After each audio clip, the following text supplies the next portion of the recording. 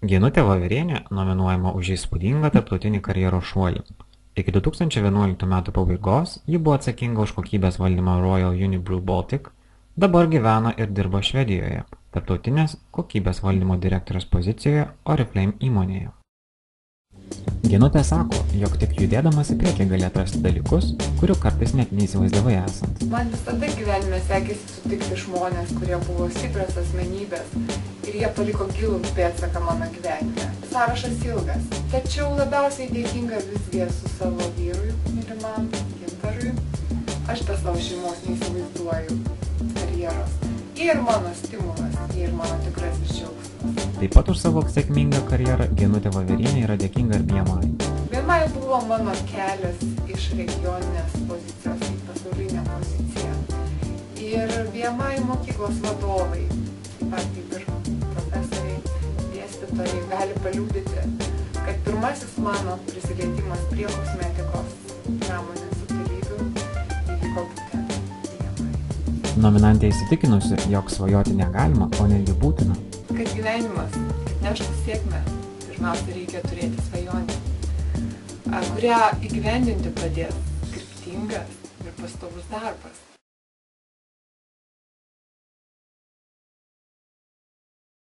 Jonas Ryžikevičius, tapęs SEB banko Lietuvoje finansų vadovo ir valdybos nariu, nominuojamas už verslo visuomenės įvertintą kilimą karjeros laiptais SEB banko įmonių grupėje Lietuvoje.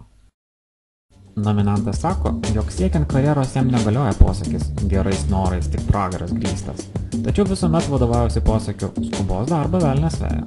Svarbiausia yra noras, man atrodo, noras tobulėti, noras kažką tai padaryti išskirtinio gyvenime ar pasiekti savo tikslų, ar asmeninių, ar kompanijos keliamų tikslų.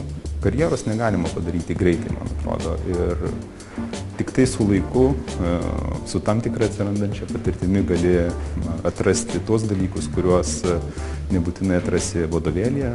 Vienas iš sėkmingos karjeros garantų Jonui – profesionalumas. Profesionalumas yra ta vertybė ir tas moto, kuris visą laiką veda į priekį. Ir šis žodis daug ką pasako. Jeigu kiekvienas daro savo darbą profesionaliai, tai manau karjera yra garantuota. Nepamiršta Jonas Ryžikevičius pabrėžti ir kitų karjerai svarbių komponentų. Pilnaverčiai karjerai turi būti visi svarbiausi komponentai sulipdyti į vieną visumą, tai yra ir šeima, ir vaikai, ir laisvalaikis, ir asmeninis gyvenimas.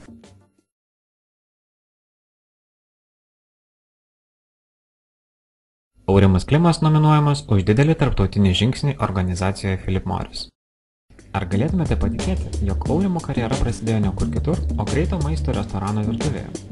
Dabar jis jau gali didžiuotis darbo tarptautinėje kompanijoje. Niekada nesusimąsčiau, kad mano išvažiavimas į Šveicariją, į Philip Morriso veiklos centrą ir kasmėnesinių finansinių ataskaitų teikimas aukščiausiai kompanijos vadovybei yra didelis karjeros pasiekimas. Bet dabar pradėjau galvoti, kad mano išvažiavimas į Šveicariją iš tikrųjų karjeros prasme yra wow ir didelis dalykas. Nominantas neslėpė, jog gyvenime vadovaujasi šūkiu darbas ne vilkas, į mišką nepabėgs. O tai pagrindžia gana argumentuotai. Jeigu būsi tik karjeristas ir galų gale gyvenimo gale liksi vienas prie grafų lentos ir niekas neties tave pažiūrės, tada tokia karjera tikrai nereikalinga. Aurimas mano, kad vien tik sėkmės gyvenime nepakanka. Sėkmė tikiu, yra žmonių, kurie savo, kad netgi man labai sekasi.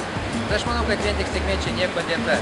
Turi pats kažką tai daryti, kad pas tave pastoviai sėkmė aplankytų, turi pagauti ją už uodegos ir laikyti, kad jinai nepabėgtų. O tam, kad ta sėkmė nepabėgtų, Aurimas Klimas pateikė savo paties formulę.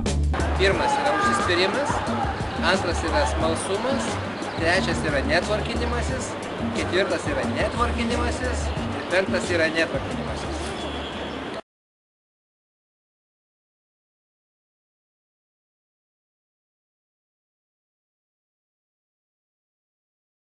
Kad gyvenimas atneštų sėkmę, pirmiausia reikia turėti svajonę, kurią įgyvendinti padės kryptingas ir pastovus darbas.